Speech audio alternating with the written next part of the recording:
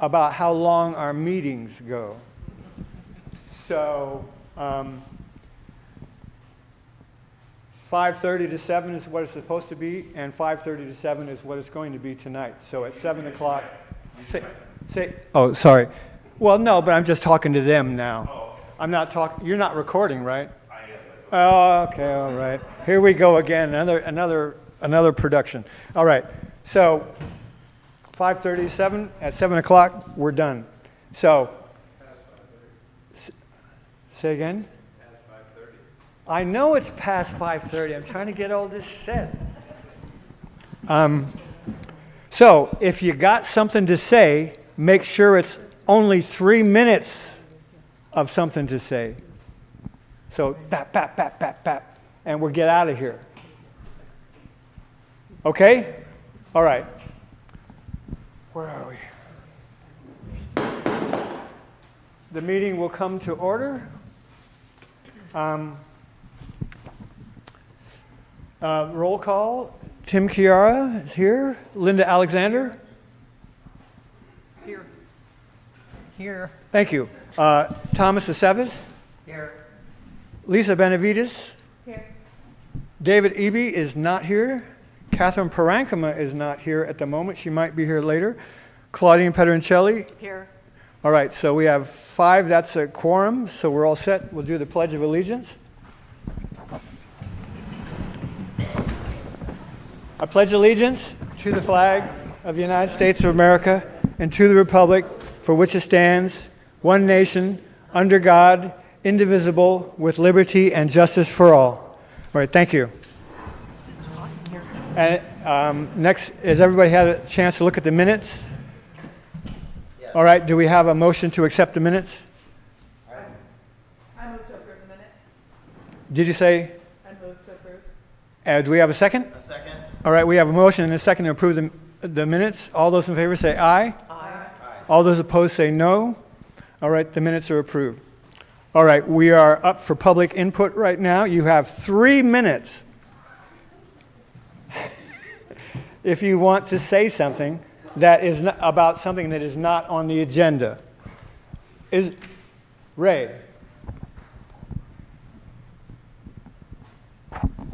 Ray Frederick of Upper Lake. I'd just like to thank the county for putting a guardrail that's taken 3-4 years to put up on Pitney. They put it up last week. So I just want to thank them, whoever designated the worker to do it.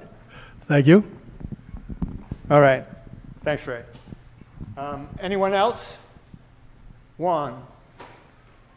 You can come to. You can go to the microphone. Let's make sure it's on. Don't touch it though, because it'll. Okay, there you go. Don't touch it. Don't. Good afternoon. I'm just here to give you guys an update. Unfortunately, I'm not on the agenda on my project for Rancho Novoa. So we are going to have another hearing next month on the 17th. I know a lot of you have had a lot of discussion about it, and I know a lot of you are excited, actually are supporting me on a new project that's up to date, and it's going to bring some tourism to the small town here. And I just want to let you know on the date. It's December 17th at 9 o'clock in the morning. You guys' support is more than welcome. If you guys want to chime in on the Zoom or something like that, raise your hands. And yeah, that's kind of all I want to say. Just to let you guys give me an update. Thank you, Juan. Thank you. Juan, where will the hearing be? December 17th. Is It's that going the to be. same? That's the next board meeting. Is it? And it's the same one that the biochar is going to be on that one as well. I think so. It was continued till December from last month. Okay, so that it'll be Rancho Novoa and biochar. Yes, at 9 o'clock in the morning. Okay, thank you. Thank you, Juan. All right. Any other public input? John, you want to come up here? Well, I know. Hi, John LeBoy too. I just wanted to tell everybody that there is a crew from the tribe right now that is clearing the brush and blackberries along the upper section of the Clover Creek Channel. They're doing a beautiful job in the channel. They're doing a beautiful job. They've, they did a beautiful job on the adjoining property. And, I don't know if those guys hire out, but if you ever want to get, your section of the creek cleaned out, that's where to go. Wonderful. Wonderful. All right. Any more public input? All right. Okay, so the next item is Maria Turner, who is the Director of the Community Development Department? Department, Okay. yes. And you're gonna help us with the Upper Lake Bioenergy Project, Sort of. sort of. And Tom might be Very important part of it, yes. able to be part of that discussion as well. Yeah. Thank you. So Mireya Turner, Community Development Director. If most of you may recall at some past board meeting, the item regarding, it was Planning Commission. Past Planning Commission meeting, the bioenergy project in Upper Lake was continued so that further conversation or discussion and dialogue could take place with interested members in the Upper Lake community. So that's why we're here tonight. I have our senior planner, Laura Hall, who is the project planner, available tonight. But I'd like to turn it over for a presentation from the project representative, Tom Jordan, who has a number of informational items that I think might answer a number of questions that did come up at the Planning Commission hearing. And then Laura and I will also be available after that, should there be any questions that we can help with. I'll hand it over to Tom. Thanks, Tom.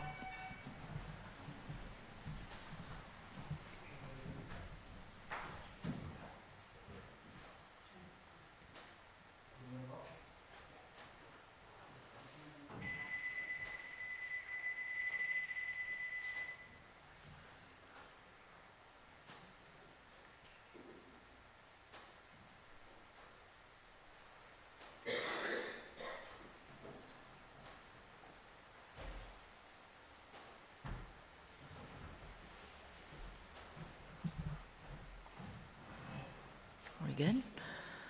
It's over here. But I was thinking if you needed a minute, I'd fill in with a Lake County 2050 update. Because I take every open mic availability.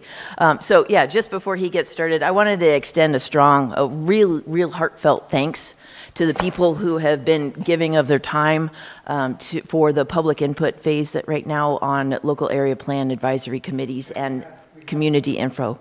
Awesome. Thank you. Yeah, it's been robust. I think that we've had some really productive time, and I'm just very thankful for that. And I'll hand it over to Tom. Thanks, Tom. Tim, would it be okay if I take the microphone out? Yes, that's possible. We're gonna think. Yeah, just give her a yank. Just pull it out. There you go. All right. Just muscle it. Not much muscle in these arms these days. So thank you very much. As Maria said, my name is Tom Jordan. I am the staff of the Scotts Valley Energy Corporation, the applicant for the Upper Lake Biochar wood processing campus here in Upper Lake. What I thought I would do tonight is try to give you a presentation, a kind of more of a visual presentation of what we are doing so that you have a better sense of that. Then I'm going to ask 4 volunteers in the audience to help me give you another visual presentation. We have a model on the back table of the actual site. The site is scaled. It is done by an architect. The site is scaled in terms of the size of the dimensions of the property, the 46 acres. It reflects the height of the 3 key buildings, which we'll see here on the slides, and it reflects the site of the canopy. So you see this, it looks like it doesn't look like much, but the height of all of that green material on this particular model is 8 feet high. So that canopy that is in the center there, the green, is the height of the canopy that you would see if you were 8 feet high or standing at the side of the road. And then the 3 white squares are buildings on the adjacent property. Property, Mr. Kahn's is at the bottom and the vineyard is at the top. So to get a sense of, again, the perspective, what we're trying to give you is a sense of perspective of height of the building that you would see, which won't be much of anything if you look at it, if you're at the site with all the bramble bushes, which is 6 to 8 feet high. If you try to look over them, you won't see much of the building. So if we go to the next slide, we're going to just start with the site itself. We have two perspectives of the slide here. The first is on the far right, is at the north, looking north. So Highway 29 is the gray line going across at the very top of that diagonal. The magenta line is the proposed new road coming off of the orange path that we are going to make, or pad, for the truck entrance there, right there where I think currently is a gate. And that comes back down to where we are sited on the property itself. You can see that we have sited as deep into the property as we can go without getting into the floodplain. The floodplain starts with that blue line and the little lines off of that blue area. That is where the floodplain starts and goes south.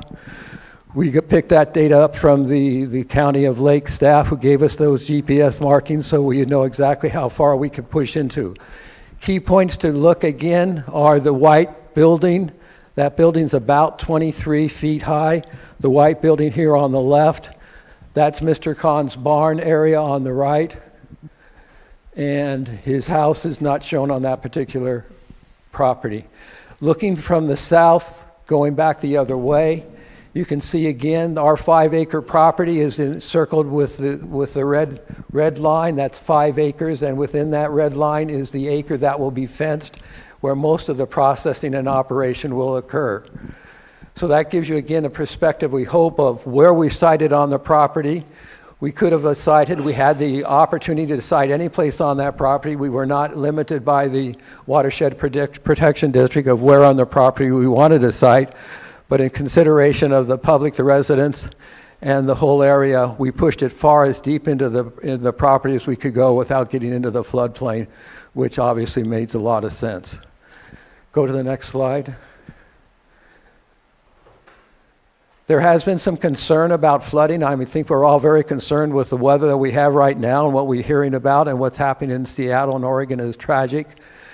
But the blue area indicates the site area or the floodplain area that we have been able to pick up from FEMA and others who write the floodplain diagrams. Our property is that little red square at the bottom, and you can see even if there is a breach in the dike, the levees, which we hope never would happen, but I think you're all very concerned can happen with the age of the levees, and we are sensitive to that as well. We believe that our site is outside that floodplain, even in the worst of conditions that would occur if there was a flood. If we go to the next slide. Now this slide here represents that 1 acre yellow rectangular square within the property. That's where that represents the 5 acre square within the property. The northernmost part closest to the freeway or the highway would be the green two areas of green that we have up at the top. We are anticipating in the future that people will want to bring unshipped material. We're not asking for it, but we're assuming that could happen, and so those would be put the farthest away or the closest to the highway. Again, this dimension is approximately, it's 5 acres as you're seeing in the square. The 6 rectangular brown rectangles are wood chip piles. Each of those are about 20 to 30 feet. Let me just make sure I'm right. 20 to 30 to 40 feet long. No higher than 8 feet high, so that there wouldn't be any higher than the current brambling that exists out there. We do that for 2 reasons. One, for sight, to keep it as blocked as possible from view, and also because of spontaneous combustion. If you keep the piles low, you don't create the heat or generate the heat that you would otherwise have that could create spontaneous combustion. And so that's why we don't want to go over 8 feet high. There is also now the gray area shows the gravel that is coming down. That magenta line would be gravelled. That path is the outer edge of this path, which is this line here, all the way up, is the existing road edge. That road is close to the drainage ditch that occurs in that area and is a path for the wild habitat, wild animals and others that use that to cross up at the intersection and down to the floodplain area. We will maintain and we'll go no farther west on that line than that particular line there, and if we have to move it farther away to get to the 25-foot distance, we will move it to the east. So this plot can be moved to the east if we need to. Within the gray area, you'll see a gate 2, a gate 3.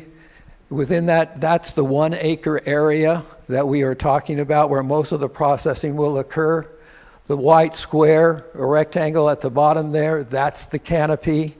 On each side of the canopy, you'll see 4 green rectangles. Those are sea containers. The original strategy was that the canopy would be on top of and would be anchored by those containers, and we would use those for storage and maintenance area. With the new requirement that the North Shore Fire District required of us, we've had to reduce the canopy by half in size. So the containers now will sit on the outside, and we will have to cut holes, door holes through the canopy to access the containers, so that we maintain the distance within here is 40 feet between the containers, and the rectangular going north and south is 60 feet. On the left of those are the 2 blue squares are the gasifiers, the Artist 100 units that we are proposing for the site, and behind them on the dark gray or brown squares are the 2 linear accelerators. The light tan area is open space that the accelerators wanted to have for maintenance. Remember, these are units that probably pull apart from back to front as opposed to what we see coming from the side, and so they wanted that open area. So again, that's as far back as we can get the canopy and the containers and the gasifiers located. The next slide. The next slide simply is a diagram that kind of exposes and expands farther what's inside. On the far right is the canopy area, the covered area, and in there is a series of conveyor belts. That was an original design. We probably will modify that a bit based upon the new concepts that we're using, but it's where the conveyor belts will be handling that. We are processing the wood chip in there and make it so that it can first go into the gasifiers, which are at the top. The purple area is the center between the two. We have 2 gasifiers on each side, and the gen sets or the accelerators are the 2 white squares at the bottom. Again, those are representative of what you saw on the screen before where they were outside the canopy. Go ahead.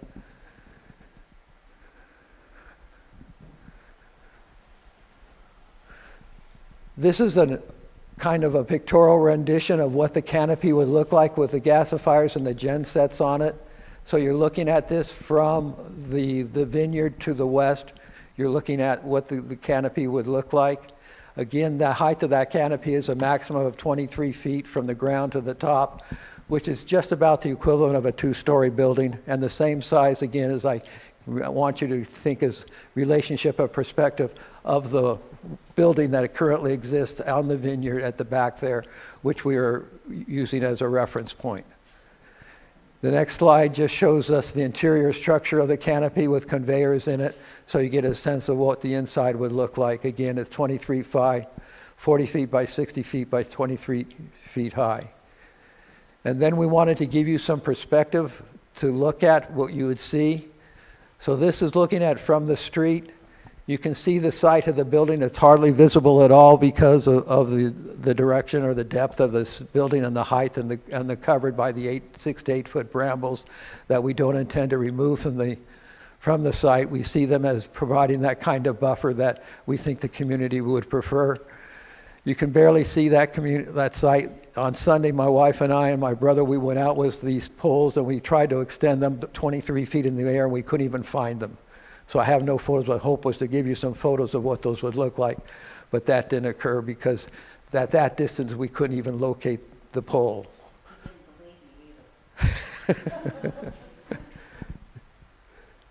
The next site. This is looking from the site up towards Robinson Casino at the top, and this is what you would see if you were standing at the site and you were able to look above the bramble.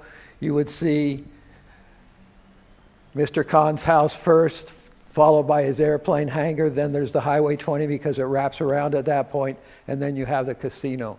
So again, it gives you a perspective of height and what is currently out there in terms of mass of building, and ours would not be anything as significant as the size of those structures. Next slide. This is just showing you the entrance and exit. Picture A is looking west towards Running Creek Casino with the entrance on the left-hand side. Picture B is looking east towards Robinson Casino with the entrance on the right side. And one of the reasons we show you this is to show you that there is a broad apron. We're going to extend that farther 60 feet in so that trucks will be only turning right coming off of that, have some clear visualization coming down the road, and looking the other way, they have a clear visualization of what is coming. The next slide is simply a noise slide that shows you the noise that we're concerned about. These diagrams show the distance between ourselves and the closest residence is close to 1,047 feet from the property line. The requirement by the county is that our noise not exceed 56 decibels. And if you look at the temperature gauge or the heat sound sensing gauge, 60 decibel is an average conversation. So we have to be below an average conversation in terms of at our property line. And Mr. Khan's house, we believe, is centered very close to that property line. And then the last slide just shows you biochar. I gave you some examples of biochar last presentation. I can certainly give them to you out tonight again if you want to see them. I now need 4 volunteers from the audience. I think I have one in the back. Do I have a second in the back? Do I have a volunteer? Perfect. Perfect, perfect.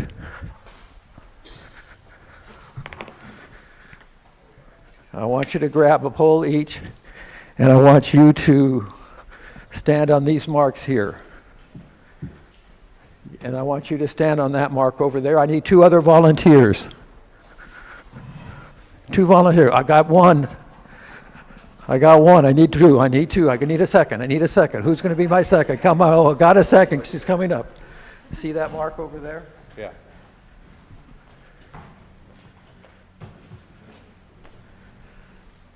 Okay, now what we're going to do. You're going to hold that. You're going to hold this too.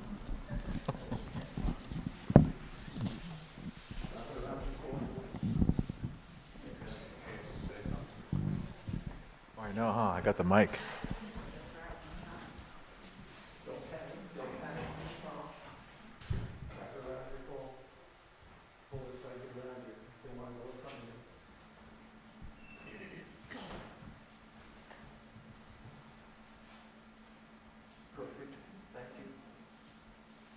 Now, why am I doing this? You hold that. To give you a visual perspective, that is the size of the artist gasifier. 8 feet wide, 15 feet long, and 8 feet in the air. That's what that purple little square rectangle up there, or blue rectangular square showed. That's its size. We have 2 of those sitting side by side. Okay? Now, I want you to take your poles, and you're going to probably have to let the tape go. Go back to the black line. Hey, you got your chair there. There's a black line there on the floor. Okay? Now lift the pole a foot in the air.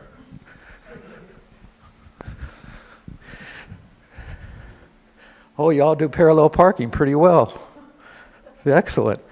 That is the size of the accelerator, the linear generator or the accelerator that we're using to generate electricity, and there's two of those. That's the height of the air, it goes in the air, that's its width, and that's its length.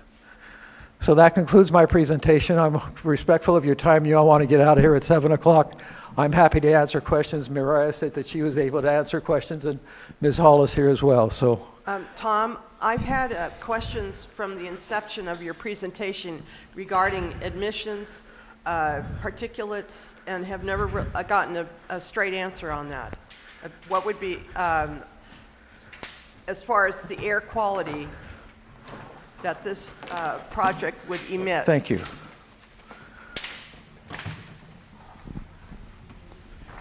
So as I've explained before, the Artist 100 units, the gasifiers operate in a sealed chamber.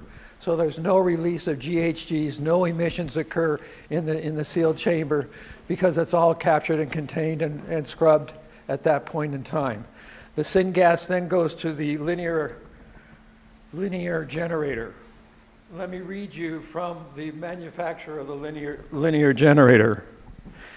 The overall message is that because we are not burning any fuel, but creating precisely enough temperature and pressure to oxidize the fuel stream, Mainstream's linear generator create virtually zero criteria emissions, regardless of the fuel composition.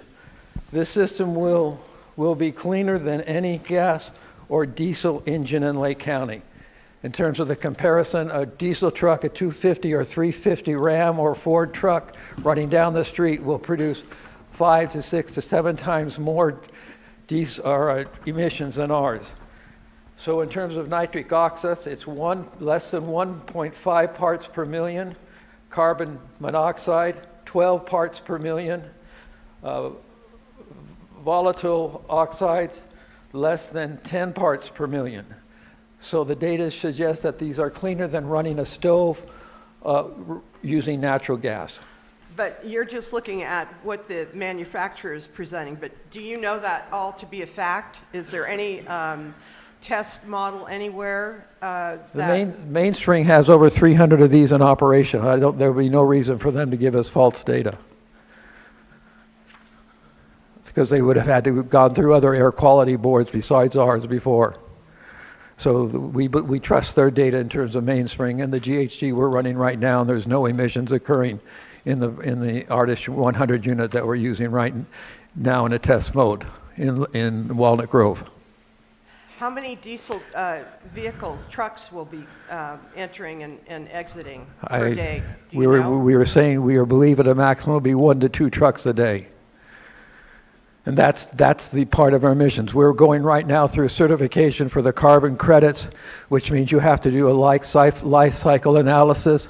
We're having independent consultants do that. Right now we're having close to 3 tons of carbon dioxide sequestered in the soil for every ton of biochar we produce. That number is driven down from the 3 that we were hoping to get to, simply because at the moment we're assuming diesel trucks will be transporting the biochar. So it's the transportation with the diesel truck that's causing us the most trouble. And what is your intended, focus? Because when you first presented, you were talking about Mendocino, the slash up there, and then you talked about that some of the chipping is being done over at Red Hill. So I'm really not sure what your plan is as far as gathering up the debris for chipping and so forth. The chip material we are looking for and anticipating coming A, from Mendocino's forest, and B, from a lot of the dead material that is occurring here in the county along the main streets, that the main highways and byways that the county is looking at. We have a tree mortality rate right now of 30%. 30% of the forest, whether it's in the Mendocino forest or out here in the county itself, is dying and will die in the next 3 to 5 years. That's due to the droughts we've had, the wildfires we've had, and the infestation of boars. The most recent one is the Mediterranean oak boar that was going to devastate the oak canopy as well. So those are the sources. We do not do any chipping at our Red Hills project. The Red Hills project will take that chip material that is transported by that truck and trailer to the Red Hills site in Kelseyville on Red Hills Road, where it'll be used and entered into that gasifier system there. There is no chipping at that site. At the Upper Lake site? At the Upper Lake site, there will be chipping. We will be taking the chip material that comes in between 2 to 3 inches in size, and we will grind it down or mill it down to a 1/4 inch size. We use a very small size in the operation, in the gasifier. So, excuse me, so sorry. So if I'm understanding correctly, you're gonna take the material from the forest on the trucks, you bring them to the Upper Lake site, you chip them down to a 1/4 inch size, then you ship them to Kelseyville, and that's where you process them. Correct. And if I'm remembering correctly, when you presented previously, it was 5 to 10 trucks, but I think you just said 2 trucks. Did we decrease the amount of trucks? I think I was referring to the employee, 5 to 10 employees. Okay. No, I remember it was trucks. It was. No. So it is a confirmed, and that's what's in your plans that the county is reviewing or has reviewed, that it's 2 trucks a day.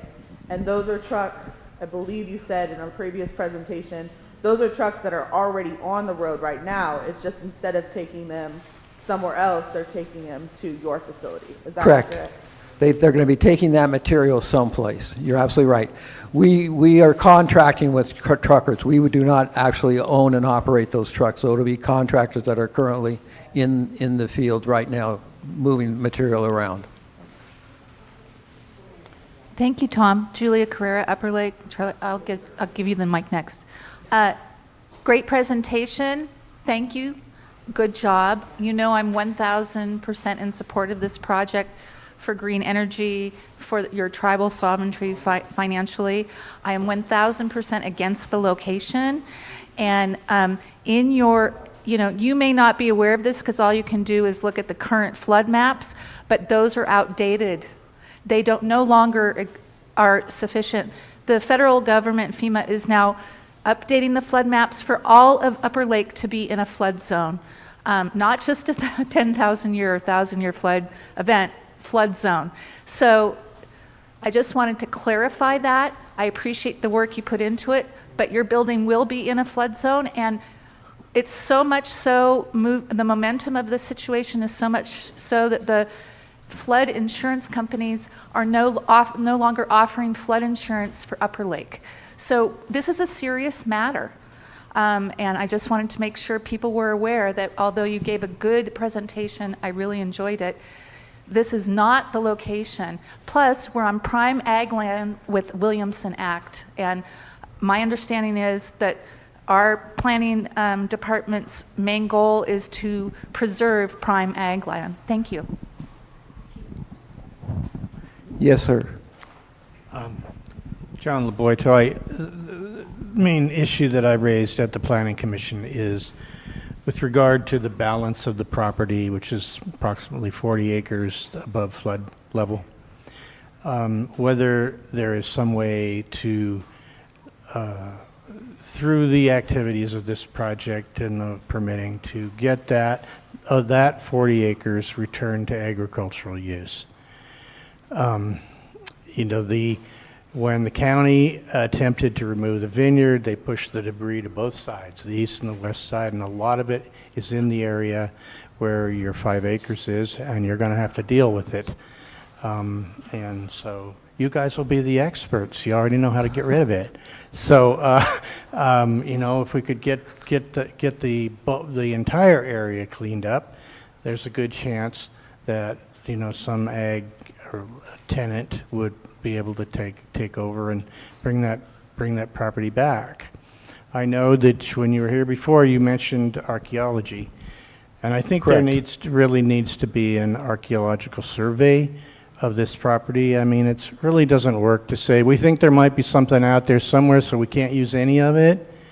We need to, if there is, fair and good. Let's identify those spots and protect them. But I don't think that should be an argument for not using the whole 40 acres.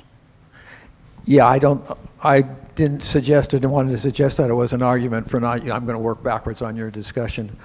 The archaeological, I just do know that Habemato does know that there are, Habemato, which is the Upper Lake tribe here, that's in their jurisdiction. They are aware of where those sites are. They know our location. We've discussed it. They are doing the the contract or the cultural monitoring and the training of our workers when we go into construction. They know where we're going to be. The one concern that we had was that water tank that I mentioned, which is that blue circle. That's a 27,000 gallon tank that the North Shore Fire District is demanding we put on. We're not happy with it, but we will do it, and it will require some depression or removal of soil to put down that concrete foundation or pad. So in that process, they will be there monitoring closely to make sure that there is nothing that comes up. They don't think there is at that location, but they don't know for sure. So with respect to the land, I reported at the Planning Commission that I have no problem if the land was to be used in agricultural purposes if we're not using the area that we're not using. I think they would make great partners, and I think it would make great neighbors, and it would be a great use. But I'm not, at this point, I'm not prepared to personally or have our program remove the bramble from the area, other than the 5 acres that we're working on, which you indicated is one of the worst areas. And I was out there Sunday, and one of the things I was thinking we could do would be a site visit. But even the place that I went to in April last year was barren, is now loaded. So I'm not sure a site visit is worth it unless we could actually get a masticator out there ahead of time and cut down the material. I would do that if there was enough people who wanted to do a site visit to see it, that location that we've done. But otherwise, at this point, I haven't pursued it. Tim, we have a question in the back. We have a question. In the back. Please, no, just ask him what it's for. No, speak in the microphone. I've never seen anything like this. What is it for? What does this do if it's supposed to be to put in your soil? That is the size of the biochar that we are producing and the quality of the biochar that we are producing. That is valued at 95 on a scale of 100, which is a very high value, which means it's pure carbon. So you sequester it in the soil, it captures water, it allows for less water utilization, and it also retains minerals and holds minerals in place so that the plants require less fertilization than they would. Is this any kind of plant? Basically, I'm happy to give you a report if you're willing to read 35 pages that I have. No, I just wondered what the purpose of this It was. is to enhance soil, and it's been around for many years. The report that I've made available was written back in 2017. So people have been studying this for a very long time. University of California, Davis has a long study out. United States Department of Agriculture does. So the whole idea is to improve the quality of the soil, reduce water, reduce fertilization, make it more economical for the agricultural farmer who uses it, or orchard growers, walnuts, pecans, almonds, whatever they may be, pears, apples, whatever is grown in the Central Valley. We have a question on Zoom. Jamie Henry, we've been having a little bit of difficulty with the sound, but we're going to give you a shot here and go ahead and unmute. Okay, can you hear me? Go ahead.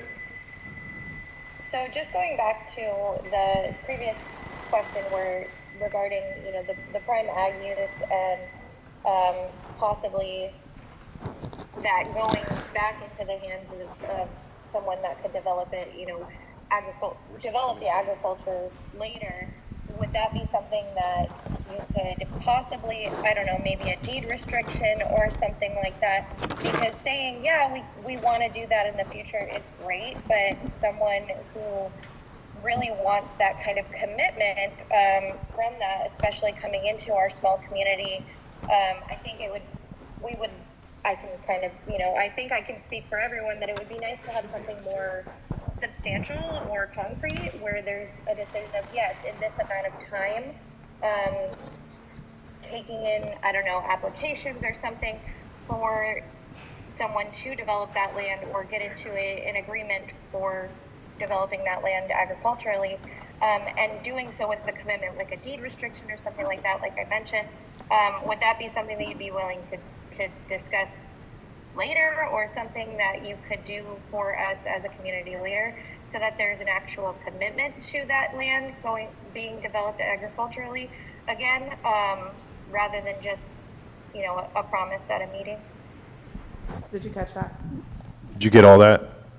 No. The I'm gist sorry. of her, I think I heard most of it. Yeah. And please correct me if I missed it, but essentially what I heard is that's designated as prime ag land, and there's a concern that, is there something we can do to ensure that it is actually used? I think she mentioned something about a deed restriction or something. It might be a question for the county instead, but essentially her question was focused on what can we do to ensure that the prime ag land is developed agriculturally. Is that correct? Is that accurate? I think she said that. Yeah, that's okay. totally accurate. And I think we were with that also when I'm talking about just some kind of commitment or, you know, mitigation, you know, some kind of promise, like a deed restriction, that would be able to offer more of a substantial, something concrete that shows that that land would be able to be used agriculturally by, you know, a tenant later in the future, rather than just saying, yeah, we want to do that in the future, something actually substantial or concrete. Thanks, Jamie. Very good question. Okay, and we have another question on Zoom. 1 second. Did you want me to address Ms. Henry's question? Awesome. And go ahead, Steve. Go ahead, Steve. He should answer the first. I'd like to say that the on. tribe is, and the project itself only has rights to the 5 acres and access. That the county watershed controls everything else. So if there's any farming activity, the county watershed or the county itself need to provide that ability. Scotts Valley has no control over that. That's all I had to say. Okay, thank you. That was pretty much a good answer. Yeah. Yeah, as Steve just mentioned, the MOU is specifically only for that 5-acre parcel.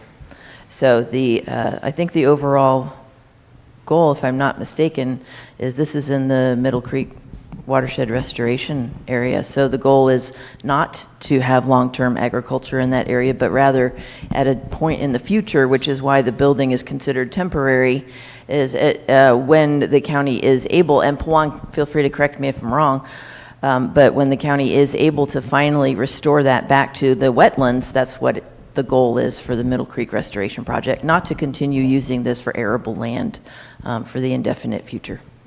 And Pawan, if I got something wrong.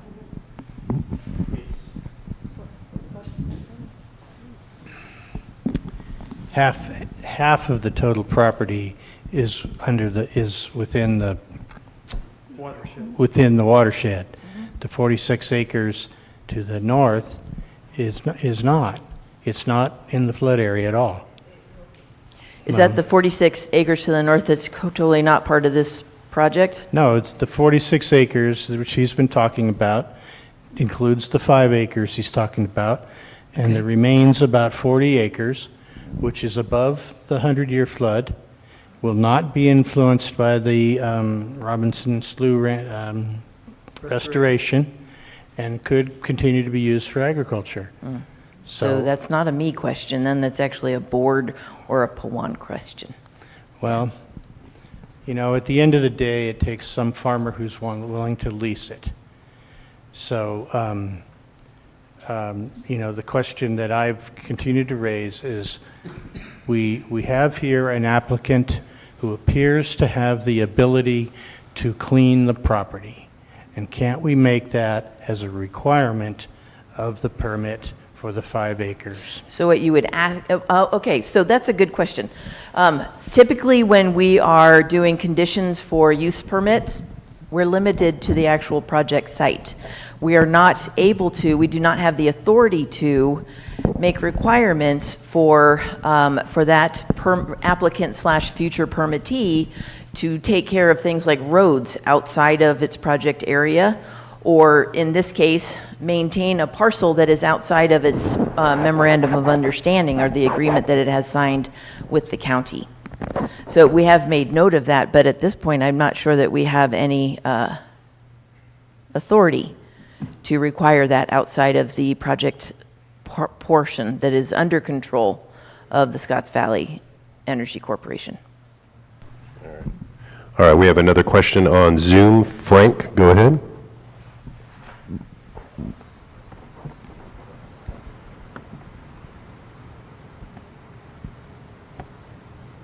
Good evening. Can you hear me? Yep. Okay, I wasn't sure about the mute button. I'm speaking right now as a resident of Lake County. I understand that there is hesitation about something new coming into the community, but you're also on the cutting edge of a very new technology to take fuels, hazardous fuels, and convert it into energy in a biochar that is helpful for agriculture. And so I know it's scary, but do you want to stop the cutting edge use of hazardous fuels to create energy outside of PG&E because there's brambles that aren't being cleared? Thank you. If it was not approved, who's gonna clear the land? Thank you. Y'all gonna go out there and clear the land? Yep. Thank you. He's Sit. been waiting for forever. Okay, this is going to be the last one. Yeah, you're the last one. One question, how many employees are you going to hire through the whole project? On site, there'll be 5 employees, and then there's the administration and management employees above that. So we estimate that the total project between this one and the Red Hills will be about 10 employees. And that's including the Kelseyville site too? Yes. Okay, and these are all going to be tribal members and stuff like that, right? Not Correct? necessarily. We're looking for qualified, capable individuals. We love them to be tribal members, but we don't, and our priority is tribal members. But No, we don't. I'm not saying that it's wrong. I mean, I support the whole thing. My son is part of the tribe. Right. So they do help a lot of the younger generation with employment and give them guidance and give them something to shoot for with projects like this, and that help them, and they support their schooling with the money that they get from these projects. And I'm totally for this. And to the other question that that the gentleman over here was saying about the horticultural part of if there's any horticultural artifacts that might be dug up or to do more surveys. I have gone through a lot of these projects, major use projects, and even if you I've dug down 3 feet. There is 2 gentlemen there that are certified archaeologists from the Native American tribes that watch the soil that you grab, and then they sift through all of it to make sure there's nothing there. And if they do find anything, they will make you stop, and they'll examine it and either put it into a museum if it belongs there, or if it's not an artifact, even if it looks like an artifact, they will make you stop. So they do protect any artifact that is found in this land. And most of these tribal members do a lot of studying, and they do a lot of schooling for it. They go through a lot of conventions with other tribal members. I'm sorry I'm taking so long, but I do know a lot about this tribal stuff, and it is really actually they do care about the land a lot. And and from what I can understand, you're only using 5 acres of the parcel of this land. Correct. I know a lot of you do watch a lot of board meetings and stuff like that. And I've seen tons and tons of cannabis major use permits go, and they're using 20 acres, 15 acres, 30 acres of hoop houses. I mean, I know it sounds kind of like I'm being biased, but I'd rather see these guys have something to give back to the community, employ some of the people here, help their tribal members, help them get some education, pay for their schooling. I know, I'm sorry, okay. Thank you, Juan. Tim, I just have one quick question for Director Turner. First, I also want to say thank you so much, Mr. Jordan, because I wasn't able to attend the planning hearing, but I was able to watch it after, and I could see the thought that you took to address each of the concerns that was raised by the community in your presentation. So I do really appreciate that, and I just want to call that out. I know one of the concerns that was raised, especially here a couple different times, was how this project came to the community. So I was wondering, Director, if there's something that we could do differently or better to be informed sooner in the process so that it isn't at the time of the hearing where an applicant has to, delay their hearing so that they can hear from us. So I wanted to ask that. Yes, thank you. So we do value the, how do you say, sort of the centralized location for public input source that our municipal advisory councils are. So in this case, this municipal advisory council, I'm pretty sure, is on our mailing list when we receive applications and send out our initial, what we call our RFR, or our request for review. We do usually include the municipal advisory council, so you get notification early in that project. And that's via email? Should be via email, yes. Yeah. So actually what you could do is just make sure when you have a changeover of who that person is, that email address, if that's a specific person, if there is a change, let us know as soon as you can, because we like to keep our records updated just to make sure that we don't cause a gap, because it's our intention to notify you early. Awesome, thank you. My pleasure. All right, we have one last question. Hi, Myrea. I was at the Planning Commission meeting as well. I had a totally different take on it. I did not feel heard, and the other people I spoke to felt the same way. They felt like your minds had been made up, it was done, why bother? And that's very much how I felt when I went there and spoke. And I'm curious if this is, I feel like you're just taking this piece of land because it's cheap, because you're getting it for $100 a year. Is that a good reason to take a piece of prime ag land and put a manufacturing plant on it? Is it zoned for manufacture? Prime ag land? That's my question to you. Thank you. I appreciate that question. Well, First, I want to say that I'm very sorry if you felt that you were not heard at the Planning Commission. In the years that I have attended both Planning Commission and Board of Supervisors meetings, I have seen them do a 180 on what I thought they were going to do based on public input. So I am sorry if you felt that way. I have seen how valuable the public input is.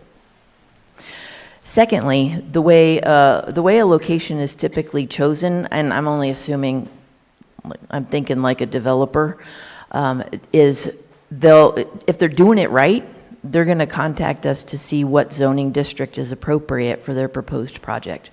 And in this case, this is an area that is available in our zoning ordinance for this type of operation. Is this considered ag operation?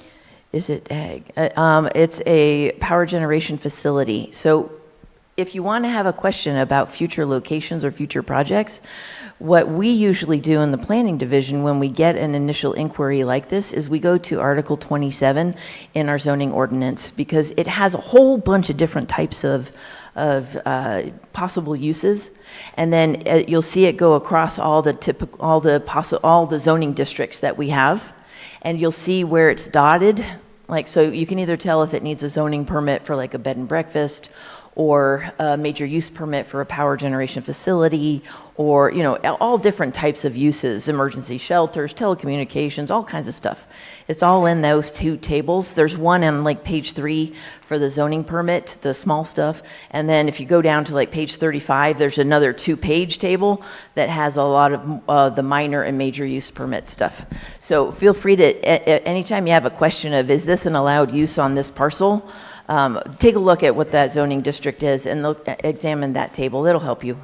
Okay, I thought I did do that, and it excluded manufacturing.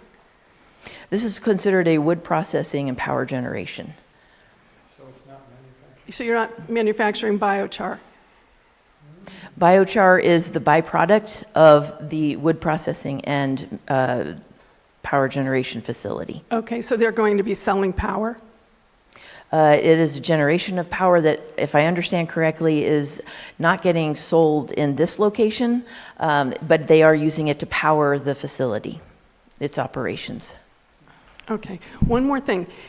Previously, they had said And all Laura the chipping... and Tom can tell me if I got that one wrong, but that's what I remember. This is a question for Tom. Previously, he had said all the chipping would be done at Red Hill, and now I'm hearing that the chipping will be done in Upper Lake. Are those decibels that you're talking about for the chipping or the pyrolyzation process? However you say it. The noise study, or the noise that we indicated there, includes all of the equipment that we're going to be using. So it's the power generation equipment that we've indicated has very low noise. The chipping has a higher noise, but we have to stay within the 56 dBA required by the county at the property zone for the chipping. We are chipping or grinding or milling, depending on which word you want to use. That chipped material that comes in, it already will be chipped once by the contractors that we contract with to bring the material to the site. There at the site, it will be chipped farther down to a smaller size, and the noise of that equipment is less than a standard chipper. And we're not manufacturing, she says, we're not manufacturing, we're not selling the biochar out of that site. It'll be transported away from that site for other sites or other locations. So we're not manufacturing anything. It's, as she indicated, it's a byproduct. We're generating electricity to run an all-electric plant to the extent we can find equipment that is electrically powered.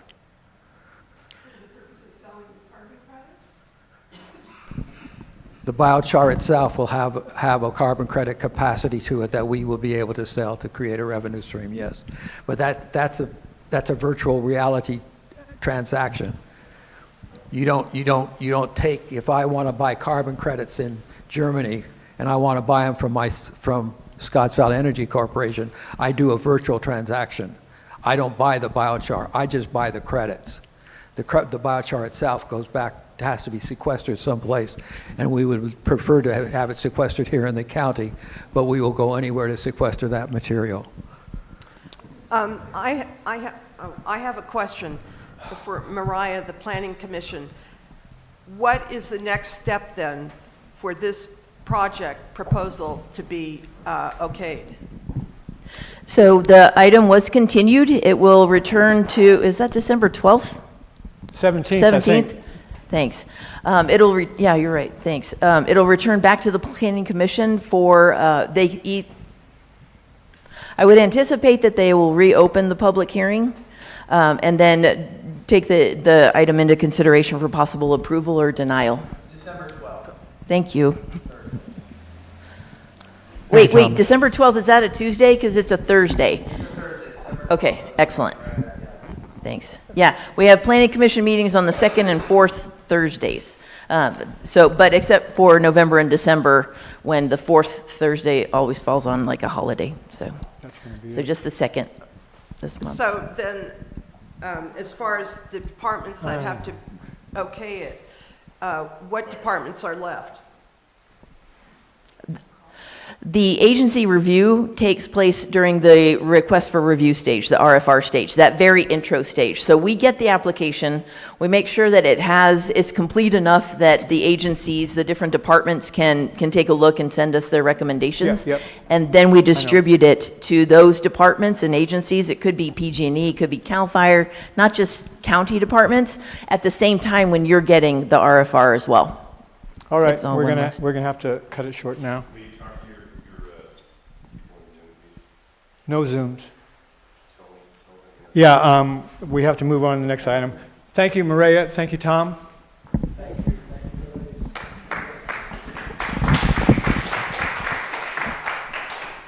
All right, we have an agenda item to create a subcommittee for the Upper Lake levees. Sorry, what? Use my microphone. All right, we're going to create a subcommittee dealing with the Upper Lake levees with Julia Carrera as the chairman. I'll volunteer, and I think Well, we'll get you, and then you can deal with whoever else is going to be on the committee. You can find your own committee members. Yeah. We would, yeah. Is there any discussion about creating this subcommittee?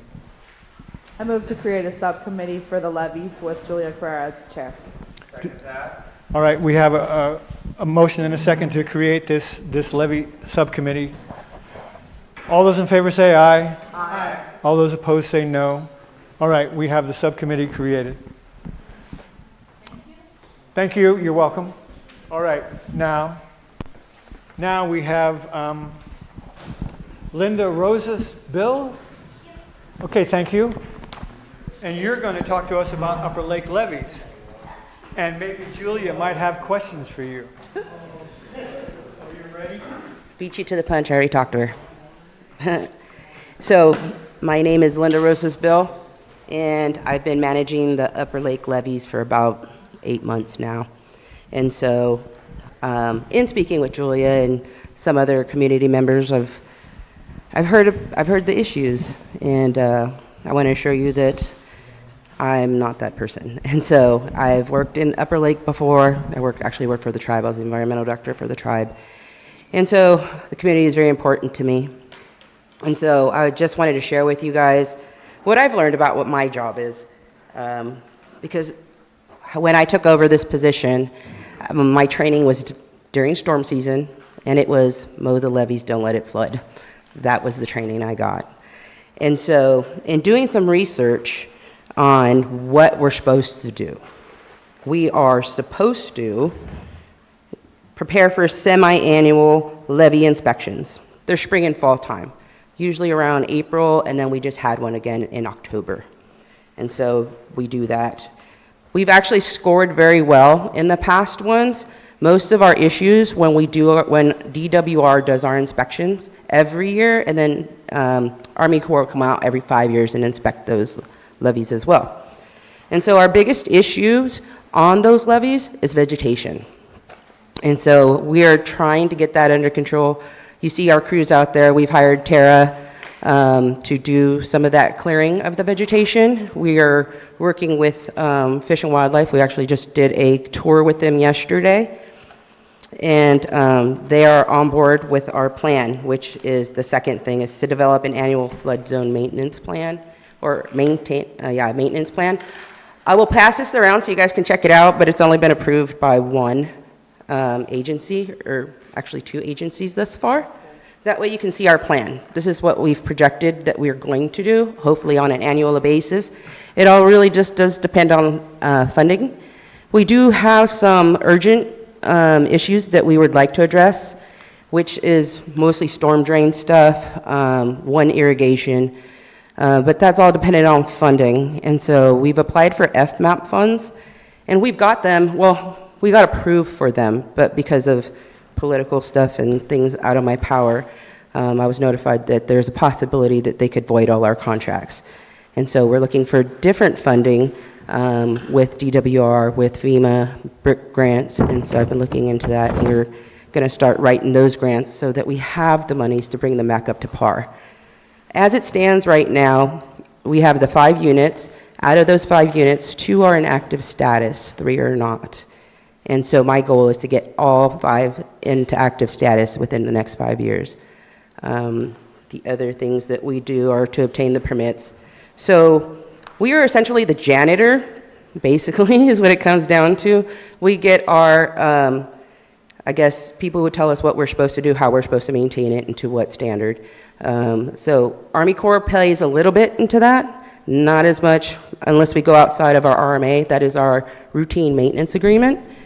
And so if we go outside of that, then we have to go to Army Corps if we do anything in the channels, 404 permits, and then 401 permits through DWR.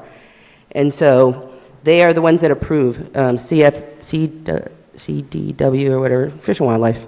They are the ones that tell us, this is how much you can take out of a channel. This is how, like, if your tree is over 4 inches, you can't cut it. It has to meet certain criteria. We have all these things that we have to adhere to. And so we can't cut vegetation at a certain time. There's certain regulations. I have to get permits. There's a whole bunch of paperwork. But it's okay because we're willing to do it. And so I understand that the issue with the levies are, it's been a long thing because even when I was working in Upper Lake, I had complaints too. I did work for this tribe as their environmental director, and so I understand. And I just want to assure you that we're going to do everything in our power. And if you aren't happy with anything I'm not doing, this is Pawan. Hi, Pawan. This is my boss. This is who you're going to complain to. And so I understand that there hasn't been that transparency before, but I'd like to assure you that I'm here to help. And so I'm going to do something that probably you don't get a lot of, but I'm going to give you my cell phone number. It is my work cell phone number. There's rumors that always go around, and I want to assure you that you are okay to tell me what you want. You might not always like the answer I give you, but I promise you it would be the truth. And so my phone number is, are you guys ready? It's 707-530-1274.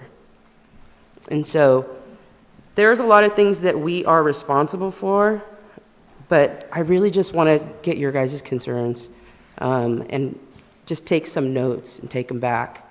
That way I can make sure that we're answering those things and addressing them. We have done the clearing. Next year you'll see more clearing in the channels.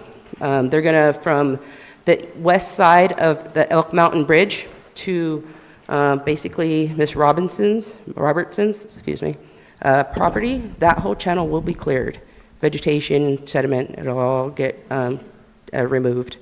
We are working on doing the east side up to the confluence of Alley Creek, and so we're getting that project in the works as well. The Alley Creek at Pitney Bridge was something that I really wanted to get done this year, and unfortunately we just couldn't get it done. We wanted to do broadcast burnings of the levees. Again, with all the fires that we were having, North Shore Fire, we just couldn't get it done. And so I'm happy to take any questions. You seem like you wanted to. Ray Frederick from Pitney Lane. 2 months ago, they said they were going to start doing levee work. Well, I seen Coleman over here putting a top layer on the levee that goes from Elk Mountain towards Highway 20. They put a coat of grindings or something to upgrade the road. They mowed the sides of the levee. They had somebody in there mowing it. They didn't touch the channel part. Last month, they said they were going to start working on it, but they couldn't because of the fires and the heat. Well, they said they were going to start working on it before the rain started. Well, the rain's here. Yeah. The Pitney Bridge is not getting any shallower. That gravel's still going up. And if it wasn't raining today, I would have crawled down in there and taken pictures of it. 6 years ago, you used to be able to drive under it. Now you can't even walk under one side of it. I'm surprised that the county hasn't sent their crews out putting flood signs out everywhere on all these creeks and levees, culverts that you don't see them doing anything with. And it's getting to the point where there's no sense in even coming to these because nothing ever gets done. We've been talking about the school. Finally, they put a stop sign in. How long does it take to paint 20 feet of red curb? It's all politics. Nobody wants to just say, okay, if a kid gets killed, then we'll do it. Same thing with the levees. When that house on the corner of Pitney Lane floods out, then they might do something. But it's just getting to the point where it's just useless to do anything. Now we're going to start another committee on the canals. Julia's going to start a committee on it. We've had this group of people here for at least since I've been here, we've been talking about this. And nothing's been getting done. So we're going to start another committee for what? Thank you. Linda, I have a question. When you say, I have two questions. When you say that you weren't able to get to it, and I know part of it is the fires, is it funding issues? Is that the biggest driving factor for why work is not able to get done? So for this year, it was more me learning what I needed to do. So I spent my time in the field, learning where the deficiencies were, where we have the most rodent control issues, what patrol roads, because that's the project that you've seen Coleman doing. That was our FSRP levee patrol gravel repair. And so we're getting the levees to where we can patrol them and they're safely. There are places where we were doing some vegetation removal and we have a big old dump trailer, and just going around a corner, you're kind of like, that tire might slide off. It just wasn't safe. So those places that we fixed this year kind of addressed those things. And so that took a lot of my time too. I went into it. They were 3 months from being done, and they said, hey, you're going to be the project manager now. And I was like, okay. Yeah. So. Thank you so much for that transparency. That's actually really brave to come and say that, so I appreciate that. The second thing is you mentioned something about funds potentially being voided out of political what have you.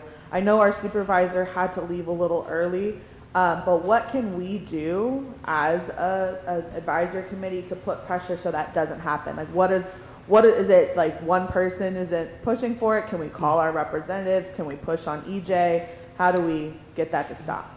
I don't think it's a local level. If we want to make a good move, it's going to be state, because state DWR is where our FMAP monies come from. Okay. And so we need to call our congressman? There you go. McGuire. Our state representative. Real quickly, Julia, I just want to comment. I'm Thomas Sevis, and Julia's been leading this, and she'll talk in just a second. Linda, right? Yes, sir. You got to understand, we just want to kind of put our frustration in what our friend out here said, that Ray said that 3-4 years ago, 3 years ago, Julia. 3 years ago, Julia, or more? We talked about this issue and the impending doom of and look with the rains coming in earlier than ever this year. And we had Mr. DeLeon, Scott DeLeon, who was, I believe, was just going to retire, and he knew it. And I'll just say right out loud, he was just ready to retire, and called quiet quitting or quiet retire. I'll say it. That's what he was doing. And we just couldn't get him to come. He was doing. And I think he was just waiting to leave the position and go off into whatever he's wanted to do. And it's very frustrating for us. What we need from you, and I'll have real quickly, is we've dealt with different county department leadership, and we need dates. We don't just need, we're going to get to it this then when we can. We need hard dates. Just like if you work in a business environment, is that what that is, hard dates? Yeah, it's a projected plan. Okay, that's good, because so we can really have a target on which you guys are really looking to resolve these issues. Yeah. And I appreciate this, and it's just been frustrating all along for us to get this done, because there's an impending doom of flooding this town again. Okay, I have to make an announcement to the Zoom that we're behind schedule, and we're not going to be able to take any more questions from Zoom, so I apologize for that. And thank you for attending. Anyway, thank you for my comments, but that's, I'll let Julia continue. Thank you. Thank you, Pawan. Thank you, Linda, for being here. First, I want to say that the Upper Lake Community Services District Formation Committee had a meeting with Pawan and Linda over a week ago. It was a very productive meeting. It was a meeting where we were told they are not like Scott DeLeon. I think that I think I can speak for the whole committee, we felt there was transparency and a willingness to try to do something, and a clear understanding that that something is limited. And what I'd like to do is, number one, thank you for giving out your phone number. But number two, I've been getting a lot of concern about the fact that no work is being done in the levee channel, and I think that's what you're hearing here tonight. And specifically, why you chose to do the road work. What we heard was that it was to expand for equipment. Am I accurate in that statement? Kinda. So that was a project that was started before I even got into the department. Okay. So sometimes projects take a couple years because they have to go through engineering and all that other stuff. Right. Well, And let me just so- tell you what the prior public works supervisor who brought equipment in and pulled the gravel out and maintained these levees in a way that actually they were supposed to be. He said there was no need to widen those roads, that the equipment can handle the existing road. I just want to give you that input. And we have requested some information from Linda and Pawan, including the final maintenance schedule, which gives us some tentative dates for maintenance that needs to be approved by 5 different agencies at the state level. I feel like Linda is doing her best, as stretched thin as she is, and having a lack of knowledge base for the job ahead of her. And I also want to point out that a maintenance schedule is not taking care of 30 years of neglect. 100%. The community of Upper Lake is scared, especially when we hear about from the media that there's these big cyclone rains and whatever. You know, we've got a problem, and we need to be working with the flood management district because we can't get flood insurance now. I'm telling you the truth. Tom, I saw you walk back in. I hope you're still in here. All of Upper Lake is currently considered a flood zone, even though the map doesn't show it yet. FEMA takes 10 years to update their flood maps. We're not going to see that formal map for 10 years. In the meantime, they are telling the world that all of Upper Lake is a flood zone, and we're going to be decommissioning the levee system. So pretending like that's not happening is adding to frustration. Yeah. Certainly for a project that has wood chips that will fill up all of our drainage system when we do have a problem. You should also know that the Pitney Lane levee that's not included in your maintenance breaches every winter. So we already have breached situation. And the final statement I want to make is we have a public facility that is dangerous. We have a dangerous public facility. Someone needs to recognize that and act accordingly. Thank you again for all your help, and I look forward to seeing you soon and hearing from you soon. I have a question though. The dangerous facility, what is that? Which facility? Is that the levees or? Yeah, from the December 2021, so it's 2021 we've been doing this, not 22. From the feasibility study from December 2021 identifies the fact that the levees are not stable, cannot hold the water that they were designed to hold, and are going to fail. That is considered a dangerous public facility, according to law. Okay. I just want to make sure I'm capturing all these. And, you know, I understand the frustrations. You know, I can't account for what hasn't been done, what was done in the past. All I can do is for what I'm going to do.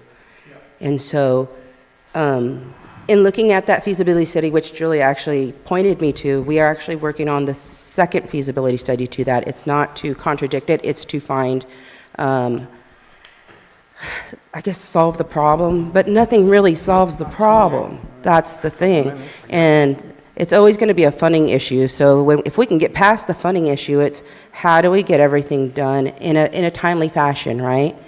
Because I can't dredge 10 miles of levees in 1 year. It's just not going to happen. There's no way I can afford that. We have people who are willing to do it. Yes. yet to send that information, because we need to be exchanging some information. 100%. I'm open to whatever. Oh, go ahead, John. Sorry. Okay, so I completely agree with the need of the maintenance, but the point I want to make is that the last time the town flooded in 2005, it was not because the levees were overtopped, it was because the drains were plugged up. Yeah. And there's the story there. But what I want to say is I've been here 10 or 12 years. I've seen 5 different directors of water resources. So I wanted to say one good thing about Scott De Leon. He understood the system. He understood the levee system.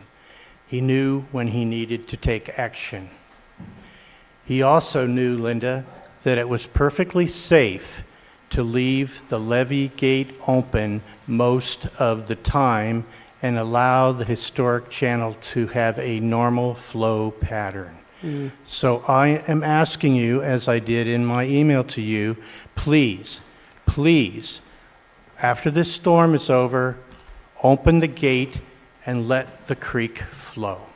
Yeah. We'll continue to work with our biologists. We have a hitch biologist that we've been working with, and the tribes, because of the amount of sediment that is in the channel. If flash flood is not up there, it's in here in the town. And so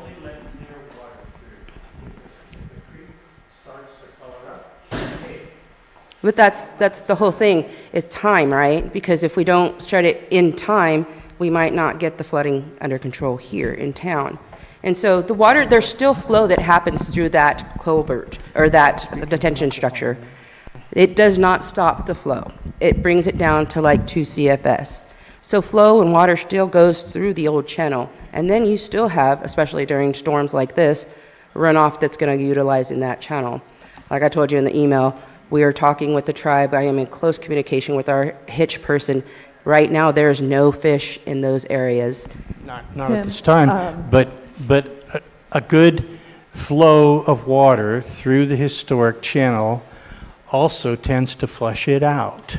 So the there's a term for it about grading the sediment out as well as the potential for bringing it in.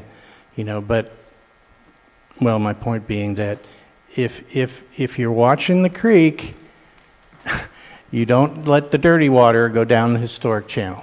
Okay. Thank you. I just want to call attention to, Tim, you had committed for us being done at 7, and we have a couple other things. Can I propose, this is a big conversation, it's one that the community's asked for the last couple of months. Can I propose that you please come back to our December meeting so we can give this conversation the justice and flesh out all the questions? Of course. Is that okay? I just want to call attention. Depends on what days, because our county's closed 2 weeks before. It won't be Christmas. It won't be. We have a last question here. So, Walt Christensen, my last question is, I'm going to circle back to something you said at the beginning of your presentation about your walkabout with Fish and Wildlife. Is there going to be a readout available for the public on that meeting or event so that we can take a look at what Fish and Wildlife had to say?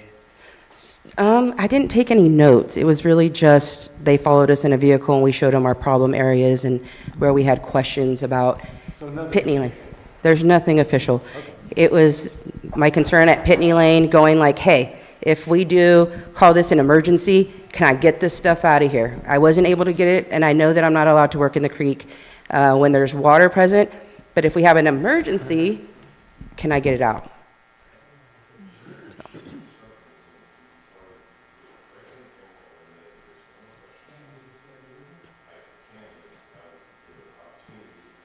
So I have to say again that the Zoom is closed. No more questions from Zoom. Thank you. And so happy to come back. Is it okay in January? The last 2 weeks I won't be here, but if it's before, Pawan won't be here. Our date, our December date? December 18th? Pawan won't be here? No, can we do it in January? I like to have Pawan here, that way if anybody wants to yell at me, he's right there and he's readily available. Yeah, our chairman just said that January is okay. Okay, I just cool. want to make sure that we can have the full conversation and not be rushed. Yeah, no. Definitely. And if you guys have any questions in the meantime, you have my cell phone number. Don't hesitate to reach out. I might not always answer right back, especially right now during storm season. We're on storm patrol right now, so we're on the levees twice a day at least. And so, by all means, if you see me out there, feel free to stop me. It's okay. Thank you.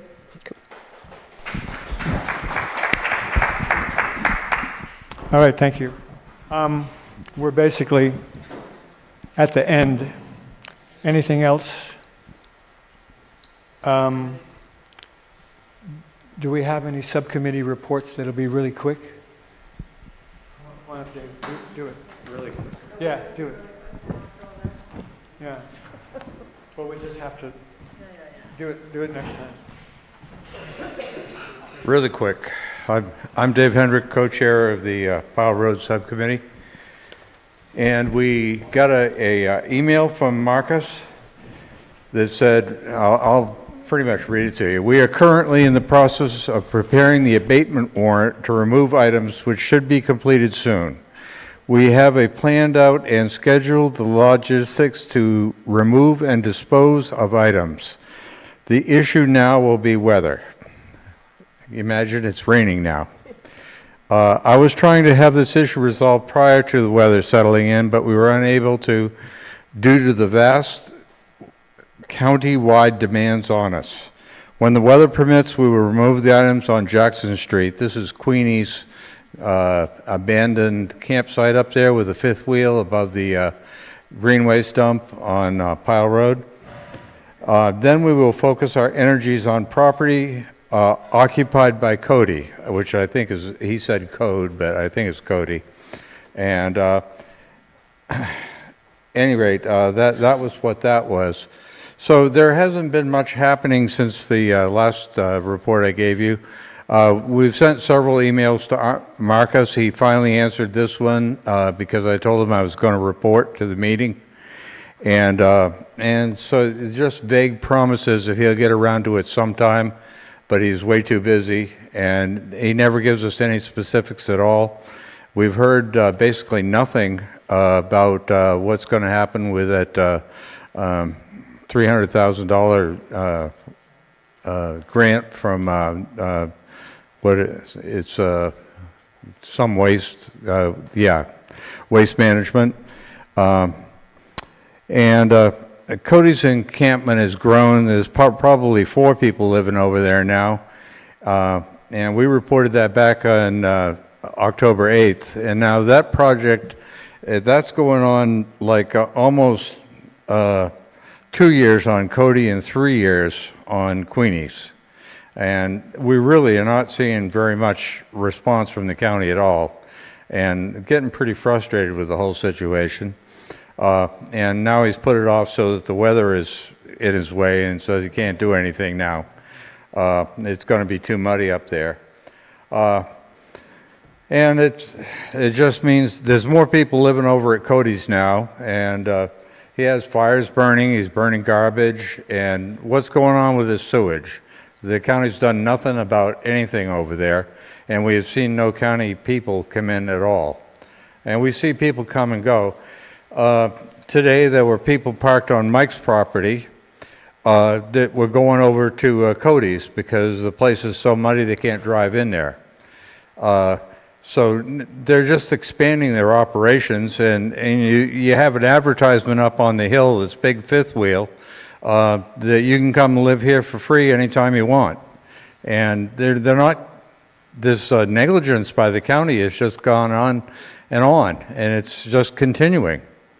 At any rate, the mess in Nice, in the middle of town, I don't know if anybody's, the white bus situation, nothing's happened there. They put up cones and the mess grew. It got closer to the road. Okay. Oh, yeah, the good news is Supervisor Crandall told us tonight that we will get to speak to the BOS. I don't know whether they'll allow us to present my map of the garbage piles that are up there, or the pictures of the garbage piles or anything, but we will get to at least state what our our problems are up in the Nice area. You should talk to Sam Houston and see if it's possible to, because it's basically on Google Documents or something, whatever it was, right? Your map was on Google somewhere, right? Right, it's on Google Maps. So it's just a question of whether Sam Houston, who does all the AV stuff for the Board of Supervisors, whether he can get to your well, documents. I can plug a laptop in there and present it just Well, like... I don't know if he'd let you do that, but I mean, he could be able to log into where you have your documents and put them up. Okay. You'd have to talk to him beforehand, though. Okay. And- Yeah, well, Supervisor Crandall hasn't given us a date or a time or anything. Yeah. Just says we're on it. A guy walked up to me at Century. I was out shopping and said, "Thank you for trying to at least clean up the mess around here." That was a real good, a real good thank you. I appreciated it. And that's about it. Thanks. I'll make mine short for the school safety. We have the stop sign in, and the no left-hand turn sign is in and needs to be installed. I did put a call into Sergeant Sheen, who was here last month. Skeen, okay. And I have not heard back. I just wanted to see if he was going to actually follow up and do the drive-bys, throughout North Shore, because we have, 4 school institutions here.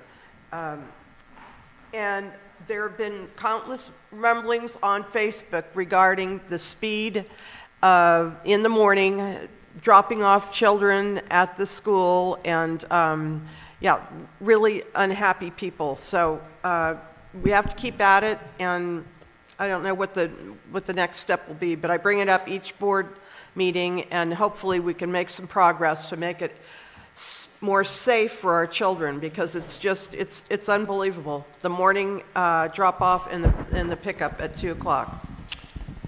Thank you, Claudine. All right, are there any announcements? I have a quick one. The American Job Center of California, which is based in Lakeport, the Career Point Center I've told you all about before, we unfortunately had to quickly relocate. So we're currently on the 2nd floor of the same building, but we will be moving the center. This is a drop-in center for career services, and it is open to everyone. We're fighting really hard to keep it on North Shore because there is a push to take it to South Shore, but we know we need stuff here. So I just want to make sure everyone is aware of that. We are still providing services. Often we're called the EDD office. That's one of our partners, but we do a lot more. And so we're currently on the 2nd floor, not the 1st. Any more announcements? Yeah, I have one from the Vision of Hope Village. We're doing as I've talked about before, they create activities and great events for young adults and kids with disabilities and autism. We had a great event in October. I'd like to thank everybody that participated and helped out with that in our room. It was a great event. I think it went really well on the 26th of October. This, however, we got Santa Claus coming on December 14th at the event center. It's Vision of Hope Village will host this event at the Nice Event Center. Breakfast with Santa, Saturday, December 14th at 8:30 a.m. It's going to be pancakes, and we're going to have a breakfast, and you're going to meet Santa, the real Santa. This is not the fake Santa. And he'll be coming in, and if you have anybody who'd love to come out and meet him, 8:30 a.m., Saturday, the 14th of December. It's going to be a lot of fun. We did this last year in Kelseyville, and it was a blast, but we're doing it at the event center, so it's going to be a great time. So, thanks. Thank you, Thomas. Hang on. Let's... One of your virtual people texted me and said that they are very upset that they didn't get to comment on the levy situation. And please let that person know they'll be on the agenda in January. Yes. Yeah. Yes. All right. Any more announcements? Make a motion to adjourn meeting. I'll second. We have a motion and a second to adjourn. All those in favor say aye. Aye. All those opposed say no. The meeting is adjourned. For our first attempt, that's pretty good. 7:08.